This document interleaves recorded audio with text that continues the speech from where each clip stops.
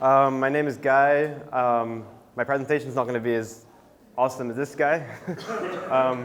I've been in Beijing now for 14 years doing startups, multiple startups, advising some other startups.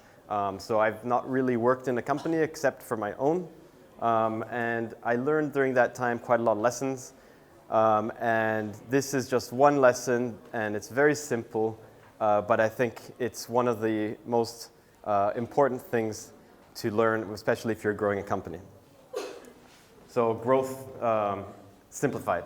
So this is mostly for those who are in the post-product market fit phase, which sounded like quite a lot of the people pitching, actually. But it could also be used for people who are before that. So first, a question. What is the difference, or what's the similarity between these two pictures? They're big, yes. What else? That's true, they're big. One is much bigger than the other, but they're both big. Any other similarities between these two? Anyone? Sorry? They don't move. It's more than I thought. When I looked at them, I couldn't find any similarities. Anyone else? Anyone can figure out what my point is here? No? Okay. Neither of them were made overnight. So the pyramids weren't suddenly built, right? It wasn't like we suddenly got there. It was one brick or one stone at a time, and there's all research, about how they're actually made, but it took a long time. And in Chinese, there's the 不能一口吃个胖子, which means you cannot get fat with one mouthful, right? So this is it. This is basically what I'm trying to talk about today. The whole presentation will be just about this. So if you forget everything else, just remember this for your own startup. Okay, so first, talking a little bit about Vericant.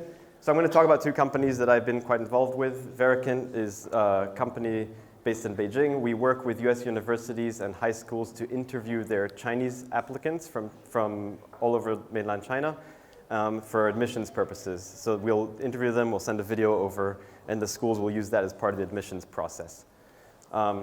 So in the beginning, we had a handful of schools that were interested, and after less than a year, we had a handful of them that were using our service. And then now we're required or used by over 220 top US institutions. This is like top-ranked universities and high schools. We're a monopoly in our main market, and it's required part by, if you're applying to the US for boarding school, you apply from China, it's a required part. So this is one company. Another company is JobScan. If any of you know James Hu from Wadacho, he was here based in Beijing before. When he went back to the US, he started this company. Basically, when you apply to a job, you send a resume in. There's an automatic, these days a lot of applicant tracking systems have an automatic resume scanner. They scan your resume, and if there's not a full match, it'll just reject it, and you'll never get an interview. So what he created is just a very simple tool. He didn't know how to code. He coded himself, which lets you copy-paste the resume into one box, copy-paste the job description you're applying to into another box, and then it'll match the keywords and tell you which ones you're missing. So sometimes it would say, the applicant tracking systems were not very smart, so it'd be software developer, and the other one would be software engineer, and that would not be a match. So his software would tell you that. Very simple, very smart. In the beginning, he hacked together the website using PHP, which, he didn't know how to code. He just taught himself, got a few customers. And then now, they're the top recognized site for resume optimization in the world. For this kind of optimization.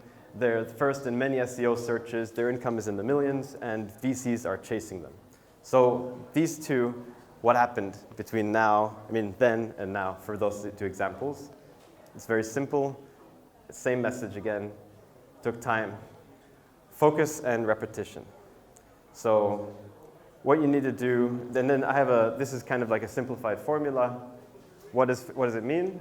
It means identify what you want to grow, which is not easy. This could take maybe hours or weeks of conversations with you and your co-founders or your advisors, figure out what is it the real key thing we want to grow. And I'll give some examples in a moment. Choose small daily, weekly, and monthly goals, divide them into those, and then make sure. The third thing is then hit those goals. That's it.